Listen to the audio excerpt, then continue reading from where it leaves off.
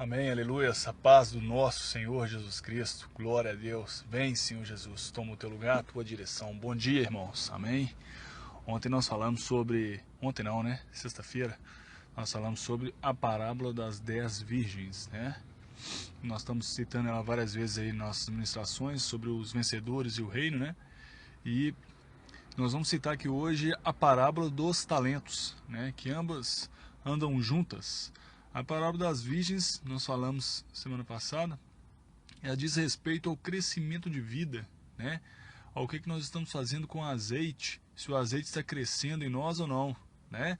Se estamos sendo cheios do azeite ou não, ou seja, se estamos cheios do Espírito Santo ou não, né? Nossas lâmpadas já foram acesas, né? Ou seja, fomos regenerados pelo Espírito, o Senhor colocou um depósito muito grande em nós, né? Que esse Espírito vai ser falado agora também na parábola dos talentos, que é o grande depósito que nos foi dado, né? E só que se nós estamos levando azeite nas vasilhas ou não, nas lâmpadas, a gente não precisa fazer esforço nenhum, a gente precisa simplesmente crer, né? Para que a nossa lâmpada seja acesa, porque foi Cristo que fez todas as coisas por nós, por meio da graça dele, né? Agora, nas vasilhas, nós devemos comprar o azeite. Comprar é o nosso esforço de perseverança, é um preço que nós temos que pagar, não é verdade? Lá em Isaías 55, versículo 1, nós vimos lá que o Senhor está falando, vinde e comprai, vinde. Então nós temos que ir até o Senhor, porque esse azeite não vai crescer por inércia, né, à toa, sozinho. Mas sim se nós perseverarmos e vigiarmos e corrermos atrás do Senhor. Então o Senhor está falando, vinde, vem, nós temos que ir ao Senhor, verdade? Então, e ele fala, comprai sem dinheiro nenhum. Comprai vinho, leite, mel, né? Várias coisas lá que diz respeito são figuras, né? A que diz respeito às coisas do Senhor. Então, sobre o Espírito do Senhor. Então, a parábola das 10 virgens diz respeito à vida do Senhor está crescendo em nós. Agora, a parábola dos talentos, ela é uma continuação da parábola das 10 virgens, mas de um aspecto diferente. O aspecto das 10 virgens, como nós falamos, é a vida, é o crescimento de vida, né? E a parábola dos talentos diz respeito à obra, né? É o que nós estamos fazendo, o que o Espírito Santo está fazendo, quais são as obras que o Espírito Santo está fazendo por meio da nossa vida, né? Então a obra só pode ser consequência da vida. Então o Espírito Santo ele precisa primeiro estar crescendo, está sendo trabalhado em nós, nós esforçarmos para deixar ele transformar nossa mente, vontade e emoção, para que depois ele possa fazer obras, né? Aí sim vão ser obras fidedignas, obras verdadeiras, obras pelas quais é falado ali em 2 Coríntios capítulo 3, versículo 12 ao 15, que é falado sobre o fogo vai passar sobre as nossas obras, e se as obras não se queimarem é porque as obras de fato foram feitas pela vida do Senhor que cresceu em nós, né? E ali fala que foram obras feitas por ouro, prata e pedras preciosas. Só que se elas se queimarem, foram obras que foram feitas pelo próprio braço humano, não da vida do Senhor que cresceu em nós. E aí elas vão se queimar. E aí ele cita que são obras feitas por madeira, feno e palha. E se essas obras se queimar, quando o Senhor estiver nos julgando para dar o galardão, se elas se queimarem, se elas não se queimarem, nós vamos receber o galardão. Agora, se elas se queimarem, nós vamos receber uma disciplina do Senhor. E aí Paulo diz ali, todavia ele será salvo. Está salvo, porque teve o Espírito do Senhor. Ele só não valorizou o Espírito do Senhor, mas ele foi salvo. Mas ele vai ser disciplinado quando o Senhor estiver reinando. Todavia será salvo.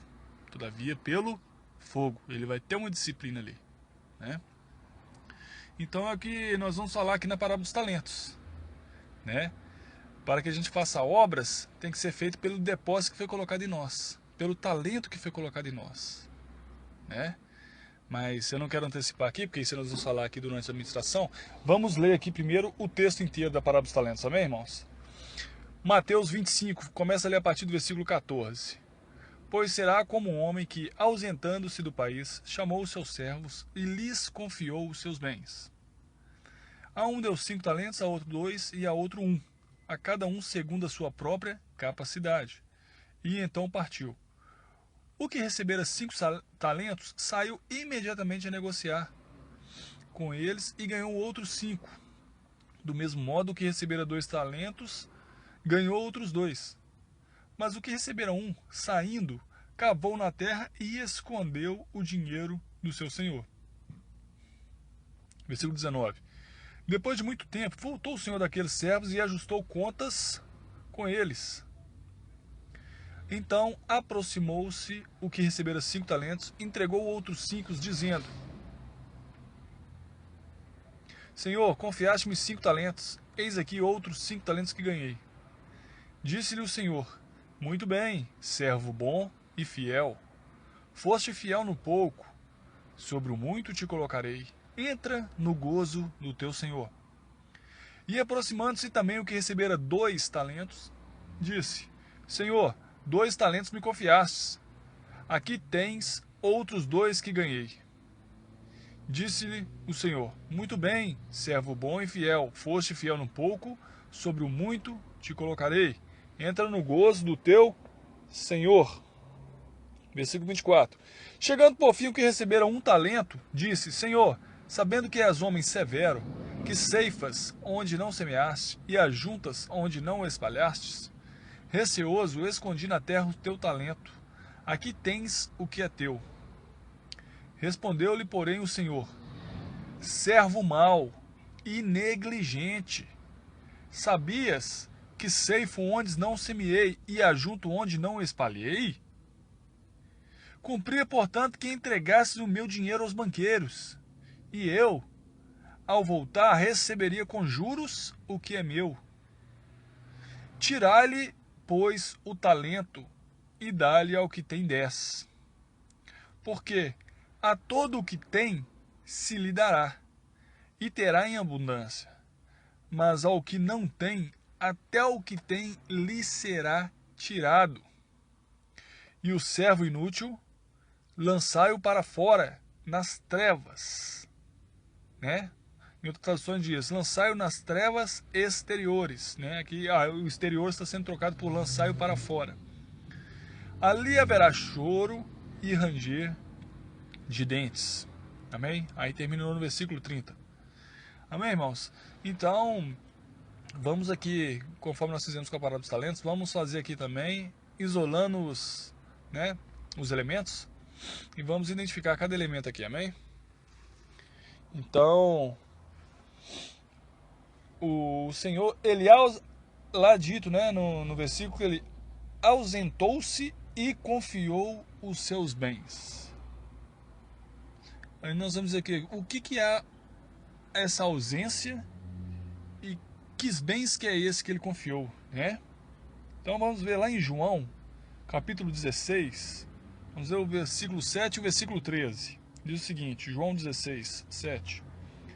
Mas eu vos digo a verdade, convém-vos que eu vá, porque se eu não for, o Consolador não virá para vós. Se, porém, eu for, eu vos-lo enviarei. Ao 13. Quando vier, porém, o Espírito da verdade, ele vos guiará a toda a verdade, porque não falará por si mesmo, mas dirá tudo o que tiver ouvido e vos anunciará as coisas que hão de vir. Né? Então o Senhor está falando aqui que ele ia se ausentar, né? Mas ele ia enviar o seu Espírito, não é verdade? E ele está nos confiando o seu Espírito. Então o Senhor já estava dizendo, olha, lá em capítulo 14 de João, ele também fala, eu vou, mas eu voltarei para vós. Né? Então, ele se ausentou-se, mas ele confiou os seus bens, o mais precioso que ele tem, que é o seu espírito que tem agora a experiência de ser homem, um espírito que tem experiência de sofrer, né? Um espírito que tem experiência de ser morto, um espírito que tem experiência de ser ressuscitado, um espírito que tem experiência de ser entronizado aos céus, né? E é esse espírito que vai nos dar sabedoria para sofrer por Cristo, nos dá sabedoria para morrermos por Cristo, nos dá sabedoria para sermos ressuscitados. Na verdade, ele vai fazer isso por nós, né? Vai nos ressuscitar no tempo certo, né? E vai nos entronizar, né? Juntamente com o Senhor. E então ele nos confiou esse Espírito, Olha que tamanha graça, né? Então vamos ver também no versículo, lá em Atos, capítulo 2, versículo 38, que diz o seguinte: Respondeu-lhes Pedro: Arrependei-vos, e cada um de vós seja batizado em nome do Senhor Jesus Cristo, para a remissão dos vossos pecados, e aí recebereis o dom do Espírito Santo, né? Ou seja, o Espírito Santo é um dom, né? É uma coisa que o Senhor dá de graça, é uma dádiva, né? O Espírito Santo é uma dádiva. Então o Senhor nos dá o Espírito. Não é isso que é dito lá em Lucas, quando o Senhor fala assim: olha, se porventura pedir o Espírito Santo, o vosso Pai Celestial vos dará a todo aquele que pedir o Espírito Santo, porque se os pais terrenos aí são maus, eles sabem dar boas dádivas aos seus filhos, quanto mais o vosso Pai Celestial vos dará o Espírito Santo a todos aqueles que o pedirem. Ele fala: se pedir porventura um pão, vai dar uma pedra, o seu pai terrenal, né? Se pedir um ovo, ele vai dar um escorpião, né? Então o Senhor dará o Espírito Santo a todos aqueles que o pedirem, né? Todos aqueles que invocarem o nome do Senhor Jesus e crerem que somente Ele é o único Senhor, o Senhor vai honrar isso e vai ver que de fato a pessoa quer receber o Senhor Jesus nele. E aí Ele vai dar o Espírito, né? É isso que ele está falando: arrependei-vos cada um de vós, se batizando em nome do Senhor Jesus para a remissão dos vossos pecados, e recebereis essa dádiva, né? O dom do Espírito. Amém? E o Senhor diz, né? Convém que eu vá, eu tenho que me ausentar, mas eu vou confiar o meu Espírito, né? Em João 16 aí. Vamos ver aqui mais, deixa eu ver. 2 Pedro, capítulo 1, versículo 3. Visto como pelo seu divino poder nos têm sido doadas todas as coisas que conduzem à vida e à piedade, né? Todas as coisas que conduzem à vida, né? Ou seja, o Espírito Santo foi dado para o nosso Espírito, e esse Espírito, ele é todo, inclui todas as coisas que conduzem para a vida e para expressar o Senhor, piedade, né? E para expressar o Senhor, pelo conhecimento completo daquele que nos chamou para a sua própria glória e virtude. Então ele vai nos levar a saber todas as coisas, esse Espírito, né? A compreender os propósitos do Senhor, toda vez que nós nos inclinarmos com sinceridade para Ele. Por quê? Porque vai nos levar a conhecer todas as coisas, porque para entendermos o chamamento do Senhor, que esse chamamento tem uma finalidade, que é nos glorificar em Cristo, né? Então, diz lá depois que é o seguinte, que ele se ausentou e confiou os seus bens segundo a sua própria capacidade, né? Então, para um ele deu 1 talento, para outro ele deu 2 e para outro ele deu 5, conforme a capacidade de cada um, né? O Senhor que nos julgou e viu assim: olha, eu consigo ser manifestado assim nesse irmão, então eu vou dar tanto assim para ele, para esse aqui tanto, né? Mas isso é uma porção inicial, né, irmãos? Porque o Senhor quer que nós multipliquemos isso, né? Nós façamos esse Espírito abundar nas vasilhas, conforme na outra parábola nós vimos. Então nós devemos exercitar as coisas espirituais para que o Espírito cresça em nós, para que esse Espírito cada vez faça mais obras por meio de nossa vida, né? Então, se nós vemos lá em Efésios capítulo 4, versículos 7 e 8, diz o seguinte: e a graça foi concedida a cada um de nós, segundo a proporção do dom de Cristo, né? Por isso diz: quanto ele subiu às alturas, levou o cativo o cativeiro e concedeu dons aos homens, né? Então é o que ele está falando aí, segundo a sua própria capacidade. A um ele vai dar 1, a um outro vai dar 2, a outro vai dar 5. Mas a graça foi concedida a cada um segundo a proporção do dom de Cristo. Mas é o que nós vamos falar aqui na parábola dos talentos. Cada talento que foi dado deve ser multiplicado, né? E quem faz isso? A própria vida do Senhor, que vai fazer as obras. Não nós mesmos na força do nosso próprio braço, né? Então nós devemos comprar o azeite para que essas obras sejam feitas, né? Por isso que uma parábola anda junto com a outra.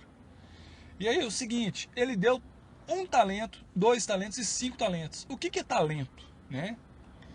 Infelizmente nós confundimos muitas vezes, porque essa palavra talento, ela diz respeito aqui na língua portuguesa, que tem um outro significado, né? Que talento na nossa língua aqui, ela é uma pessoa talentosa, cheia de habilidades, né, naturais e tudo mais. Mas aqui essa palavra talento, ela não diz respeito a isso não. É completamente diferente, tem um outro significado. Nem vai para esse lado não. O talento, ele é uma unidade monetária, assim como o real, dólar, né? O talento, na verdade, ele não é a unidade, né? Na verdade, ele é um coletivo. Na verdade, a unidade é denário, denários, né? Um talento, ele significa 6.000 denários. A unidade lá de financeira, monetária, era o denário naquela época, né? Não sei como que é hoje lá, é o denário. E um talento significa 6.000 denários, é dinheiro. Por isso que ao longo da parábola nós vamos ver que o Senhor fala, olha, você devia ter entregue o meu dinheiro aos banqueiros, porque os banqueiros, eles sabem trazer juros, né? Corrigir o dinheiro. Nós vamos ver isso mais para frente. Então o talento significa 6.000 denários. E um denário, irmãos, nós vemos nas parábolas, outras parábolas também, nós vemos que um denário significava um salário de um dia. O salário de um dia, né? Então, portanto, se nós pegarmos em um talento, que significa 6.000 denários, e dividirmos, né, por 360 dias, nós vamos ver, né, porque o calendário judaico é 360 dias, nós vamos ver que significa aí, que vai dar 16 anos, né? Vai dar uma dízima periódica aí, 16,666, que vai dar 16 anos. Então, o depósito que o Senhor colocou ali e estava querendo dizer, não era pouca coisa não. O Senhor já te adiantou um salário de 16 anos, né? Então, não era um salário de um dia, um denário. Ele te deu um talento, 6.000 denários. Era 16 anos. Então, isso aí só para exemplificar que o depósito que ele estava colocando era um grande depósito, muito rico, né? Então, o Espírito Santo que ele nos deu, ele é esse grande depósito, que conduz à vida e piedade, a expressão do Senhor, um depósito muito rico, né? Por isso que ele vai ser rigoroso quanto a esse depósito. E aí nós vamos continuar aqui, ó. E aí ele diz o seguinte, que o que recebeu 5 talentos, ele saiu imediatamente a negociar. Recebeu 5 talentos, saiu imediatamente a negociar, porque ele sabia a urgência de fazer isso multiplicar. Lembra ali, logo em Atos, capítulo 1, aí, se não me engano, quando os discípulos estão vendo o Senhor Jesus ficou 40 dias na terra após ser ressuscitado, né? E ficou 40 dias na terra com os discípulos ali. E ali ele chega, no final desses 40 dias, ele começa a subir aos céus, né? E aí os discípulos ficam olhando para ele e aparecem 2 anjos. E ele diz, varões galileus, o que vocês estão fazendo aqui olhando para o céu? Esse mesmo Jesus que subistes, ele vai voltar, né? Dessa mesma forma como ele subiu aqui, ele vai voltar, né? Indicando que ele vai voltar no Monte das Oliveiras ali. Mas o foco aqui é o seguinte, que os anjos exortam ali os discípulos, falando assim, vão fazer o que tem que ser feito. Senhor Jesus, né? Mas ali ainda eles deviam esperar, né? Eles deviam ficar juntos orando, né? Juntos orando, foi o que o Senhor falou, até esperar a descida do Espírito Santo. Que 10 dias após ali, os 40 dias, ia dar 50 dias, né? Que significa o Pentecostes. E o Espírito desceu. E quando o Espírito desceu, nós vemos o seguinte: Pedro já começou ali mesmo, onde que recebeu o Espírito, a negociar esse grande talento que foi colocado nele, né? E ali 3.000 almas já foram salvas, e depois mais 5.000. E aí a gente vê o que aconteceu, os discípulos sendo perseguidos, uns sendo mortos, depois eles foram para várias regiões, né? A igreja de Antioquia sendo formada, então eles saíram a negociar isso muito rápido. A gente vê isso também na vida de Paulo, né? O começo do ministério de Paulo, muitas vezes até errôneo, porque ele discutia demais com as pessoas, batia de frente, mas depois quando ele vai para Antioquia e Barnabé o ajuda, né? Ele passa a ser controlado pelo Espírito Santo, né? E aí, quando ele faz a primeira, a segunda viagem, começa a formar as igrejas, então nós vemos esse grande depósito sendo trabalhado, amém? Então, o que receberam 5 saiu imediatamente a negociar. E aí nós vamos ver aqui o que é sair e o que é negociar, né? Veja bem, lá em Mateus 13, versículo 45, diz o seguinte, que o reino dos céus é também semelhante a um que negocia e procura boas pérolas, né? Negocia e procura boas pérolas. Ele tem essa sede de procurar as boas pérolas, né? Nós vemos que o Senhor Jesus fala assim, olha, não dê pérolas aos porcos, né? Lá em Mateus 7, se eu não me engano. Não dê pérola aos porcos, porque eles vão pisar nas suas pérolas, né? Mas você pode negociar essas boas pérolas com quem? Com os porcos? De forma nenhuma, né? Os porcos, se eles tiverem fome do Senhor Jesus, eles vão se humilhar, vão reconhecer o Senhor e vão receber um depósito também. E aí, quem recebe depósito consegue negociar com quem recebe depósito, né? Então, porque ambos têm o depósito, ambos têm o talento, ambos têm o dinheiro para negociar as boas pérolas. Então, nós só podemos negociar com quem recebeu boas pérolas também. Porque os que não recebem, eles pisam nas pérolas, não é verdade? Então, saia negociar com teu irmão. É verdade? O que nós estamos fazendo aqui, nós estamos negociando boas pérolas. Aquilo que nós estamos desenterrando o tesouro, nós estamos trazendo à tona os tesouros escondidos, nós estamos negociando aqui as boas pérolas, né? O irmão fala, o outro acrescenta, nós vamos conversando sobre a parábola e o Senhor vai nos mostrando a pérola da sua palavra, porque 2 ou 3 reunidos, ali aparece, o Senhor Jesus aparece, não é verdade? Então, temos que ter essa sede, né, irmãos, de sair imediatamente e querer negociar com os irmãos, ou seja, trocar boas pérolas com vários irmãos. Só aqueles que já têm as pérolas, né, que têm um bom depósito, que receberam o Senhor Jesus, né? Fora isso, os outros serão porcos, né, que pisam em pérolas. Mas aí é o seguinte, o que é falado em 1 Pedro, capítulo 2, versículo 2. Desejai ardentemente, como crianças recém-nascidas, o genuíno leite espiritual, para que por ele vos seja dado crescimento para a salvação. Né? O que é falado lá em Filipenses, capítulo 2, versículo 12 ao 13. Desenvolver a vossa salvação com temor e tremor, porque é Deus quem efetua em vós tanto o querer como o realizar, segundo a sua boa vontade. O Senhor quer que nós compramos esse azeite, corremos atrás dele, né? Tenhamos essa sede, o genuíno leite espiritual, que é falado aí por Pedro, tá vendo? Lá em Isaías 55, capítulo 1, vai falar isso, comprar o leite também, né? Desejar esse leite, né? Para o crescimento, como crianças recém-nascidas. Então, nós vemos que tanto que teve 5 talentos como que 2, eles negociaram, né? Essas boas pérolas. E aí, vejam bem, irmãos, o que teve 1 talento, ele ficou com medo. Ele até fez um julgamento do Senhor, dizendo que ele era severo, que ele era mau, que ele ceifa onde não semeou. E o Senhor pergunta para ele, você sabia que eu era assim? O Senhor pergunta, fala, que imagem que você teve de mim, né? Tudo bem, se você sabia que eu era assim, por que então você não se aprontou, né? O Senhor retribui e volta a pergunta para ele. E ele diz, olha, eu cavei na terra e escondi o dinheiro. Né? Escondi o talento. E veja bem, irmãos, o que o Senhor fala lá em Lucas 21, versículo 34. Olhai por vós mesmos, para que não aconteça que os vossos corações fiquem carregados, né, sobrecarregados, de glutonaria, de embriaguez, né? Está falando sobre coisas da carne aqui, ó, né? A gente ficar pensando somente em comida, né? Comida e bebida, não é verdade?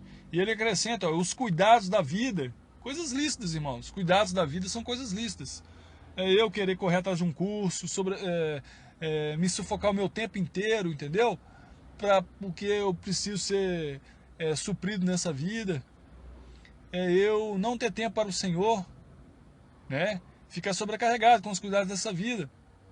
São coisas lícitas, eu tenho que fazer um curso e tudo mais, mas eu tenho que ter muita sabedoria, eu tenho que separar tempo para o Senhor. Eu tenho que ter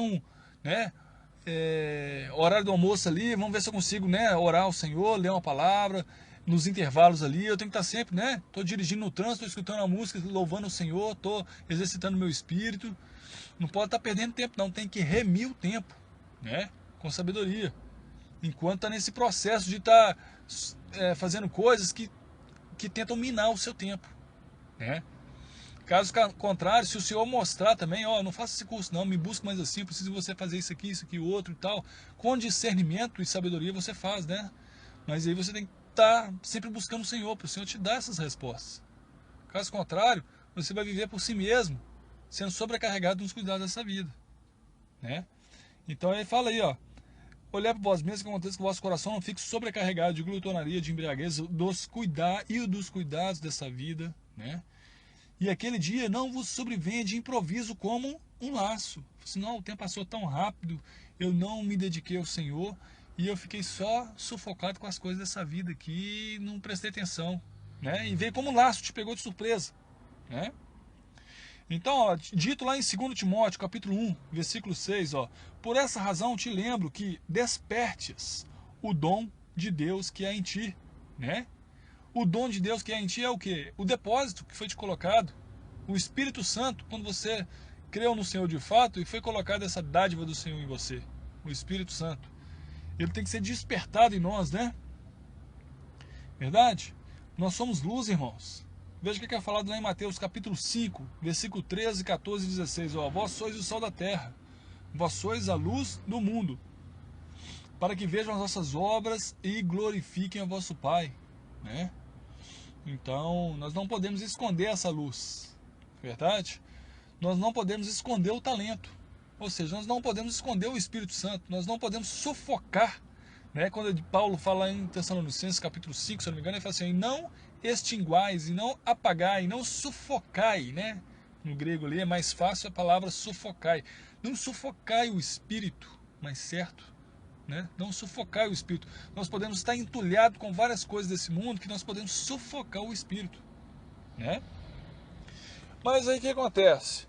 Depois de muito tempo, né? Diz ali que o Senhor Jesus veio e ajustou contas com todos aqueles 3 servos ali, né? Depois de muito tempo, nós vimos lá em 2 Pedro capítulo 3, versículo 9, né? Que embora é muito tempo aparente, mas o Senhor não retarda a sua promessa, ainda que alguns a tenham por tardia. Ele é longânimo para convosco, não querendo que ninguém se perca, senão que todos venham a arrepender-se, né? 2 Pedro capítulo 3, versículo 9. E veja bem o que é falado lá em Tessalonicenses capítulo 4, 16 e 17, ó. Porque o Senhor mesmo descerá do céu com grande brado, a voz do arcanjo, ao som da trombeta de Deus, aqui é a 7ª trombeta, né? E os que morreram em Cristo ressuscitarão primeiro. Depois nós, os que ficarmos vivos, né, seremos arrebatados juntamente com Ele nas nuvens, ao encontro do Senhor nos ares, e assim estaremos para sempre com o Senhor, né? Então, o Senhor vem e Ele vai ajustar contas. O que é esse ajustar a contas, né? Esse ajustar as contas, irmãos, é o que nós já temos falado, é o tribunal de Cristo. Tribunal de Cristo. O tribunal de Cristo é o tribunal da igreja, né? Nós temos 2 tribunais lá em Apocalipse 20. Os primeiros tronos que se aparecem ali é o tribunal de Cristo.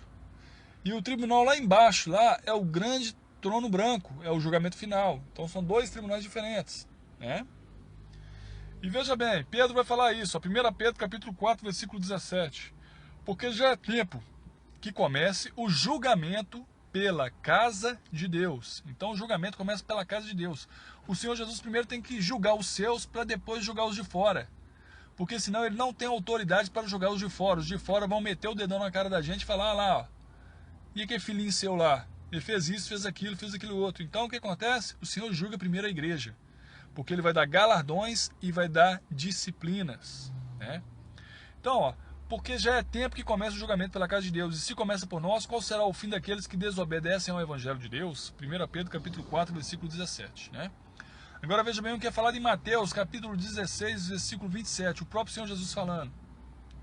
Porque o Filho do Homem há de vir na glória de seu Pai, com os seus anjos, e então retribuirá a cada um segundo as suas obras. Então o Senhor vai julgar as nossas obras, né?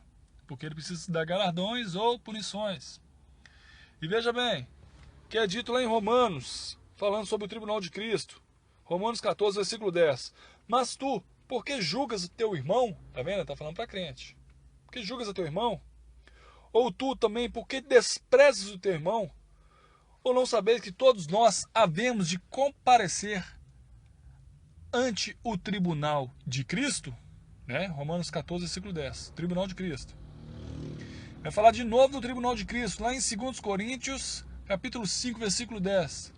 Porque é necessário que todos nós sejamos manifestos diante do tribunal de Cristo, para que cada um receba o que fez por meio do corpo, segundo o que praticou o bem ou o mal, né? Tá falando para crente, somente para crente isso aqui, né? Aí que vai ser distinguido lá quem que é o crente carnal e o crente espiritual. Então, Apocalipse 20, versículo 4. Então vi tronos, olha os tronos aí, os primeiros tronos de Apocalipse 20. E os que se assentaram sobre eles foi dado o poder de julgar, e vi a alma daqueles que foram degolados por causa do testemunho de Jesus e da palavra de Deus, e que não adoraram a besta nem a sua imagem, e não receberam o sinal na fronte nem nas mãos, e reviveram e reinaram com Cristo durante os 1000 anos. Né? Está falando aqui que aqueles que passaram perante a grande tribulação, né? Mas o foco aqui é os tronos que aparecem antes, porque está julgando para poder dar galardão. Né? E Apocalipse capítulo 22, versículo 12, o Senhor Jesus dizendo diretamente: eis que cedo venho, e está comigo a minha recompensa, para retribuir a cada um segundo a sua obra. Amém? Então este é o julgamento, é o tribunal de Cristo, não é o julgamento de todos os homens, não. O julgamento de todos os homens é num outro tribunal que aparece no Apocalipse 20, lá no final. Né? Esse aqui é simplesmente o tribunal da igreja. Né? O julgamento só é o tribunal de Cristo, que é só da igreja. Para ele saber se vai dar galardão ou punição. Então ele fala o seguinte, ó: por que servo mal e negligente? Você tinha que ter entregado o meu dinheiro para os banqueiros. Né? Então nós vamos dizer quem que são os banqueiros, né? Nós sabemos aqui que ele está falando sobre o dinheiro. Olha, o talento, o grande depósito, o Espírito Santo que foi nos colocado, né? Nós devíamos ter entregado, confiado esse Espírito que foi nos dado, pedindo ajuda e solução para os banqueiros. Quem que são os banqueiros, irmãos? Os banqueiros são os irmãos mais maduros, né? São os irmãos experimentados na palavra, são os irmãos que estão no caminho estreito, são os irmãos que estão cumprindo o sermão do monte, cumprindo cada palavra que é falada ali em Mateus 5, Mateus 6, Mateus 7, né? Cada palavra que é falada por meio do Senhor Jesus Cristo. Né? Não ajunteis tesouro sobre a terra. São esses irmãos maduros que entendem isso, né? Isso aqui é só uma das palavras que eu estou dando, né, irmãos? Eu falei essa porque é uma das grandes controvérsias que nós temos hoje. Mas os maduros são esses.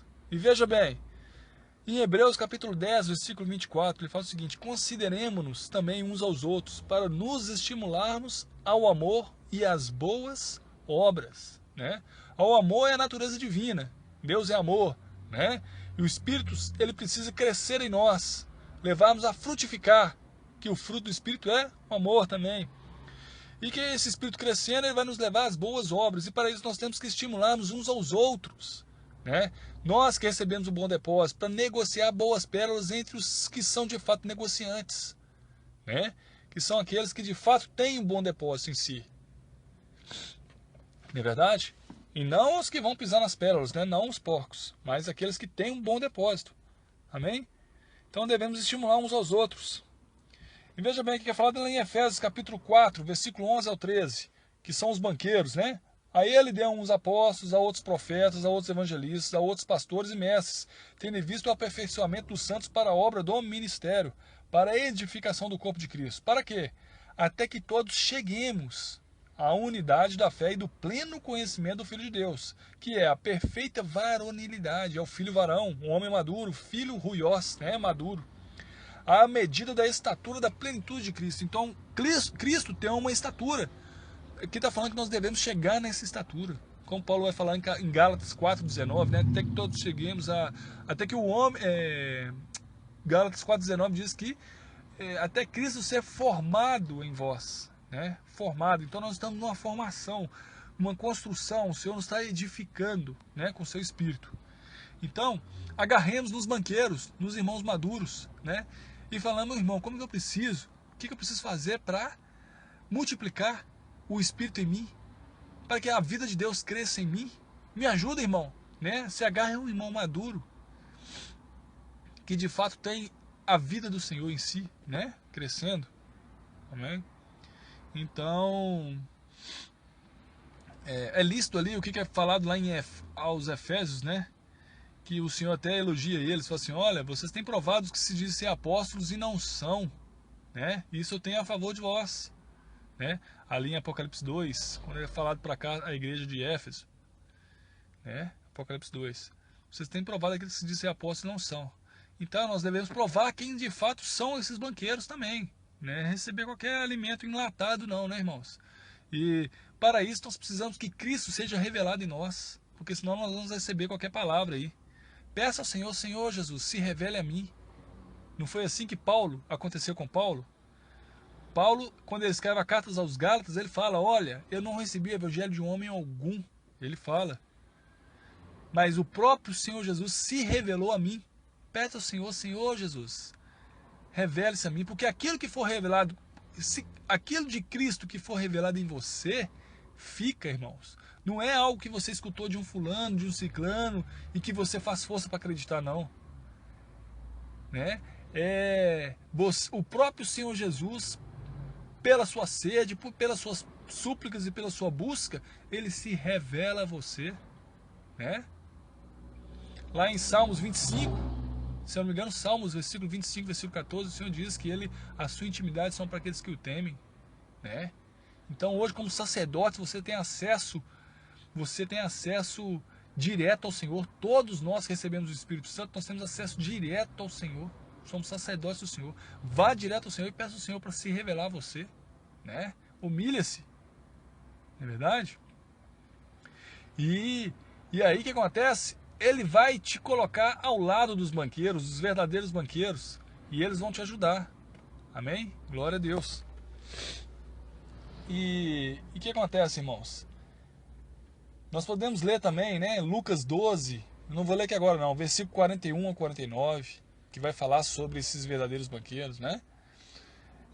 Podemos ler Mateus 5, versículo 25 e 26, né? Veja bem que quer falar em 2 Coríntios, versículo 3, 17 e 18, a gente sempre fala, né? Contemplando o Senhor Jesus como um espelho, ele vai nos transformar de glória em glória na sua própria imagem, né? Então o Senhor precisa ser revelado a nós, irmãos. Tem que ter essa sede. E aí o que acontece? O servo inútil é lançado fora, ali nas trevas, né? Ou seja, nas trevas exteriores. Esse servo inútil. E o Senhor fala, olha, você vai ser lançado nas trevas. E é servo, é aquele que recebeu o Espírito. Né? Ele recebeu esse grande depósito. Essa parábola dos talentos é só para crente, é só para quem já recebeu o Espírito Santo. Né? E só que aí ele discerne quem que é o crente espiritual e o crente carnal. E para o crente carnal ele fala, ó, você enterrou o talento na terra. Enterrar na terra, irmãos, é deixar as coisas do mundo sufocar o espírito. A terra aí é literalmente a terra mesmo, as coisas terrenais. Deixar as coisas de baixo, sufocar as coisas que são de cima. Né? Então ele foi considerado servo inútil e foi lançado fora nas trevas exteriores. Né? Então é preciso nós valorizarmos de fato o Espírito Santo, esse bom depósito que o Senhor colocou em nós.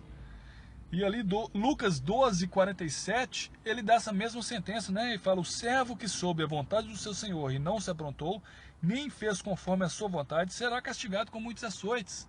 Quem não leva galardão, leva punição no seu reino.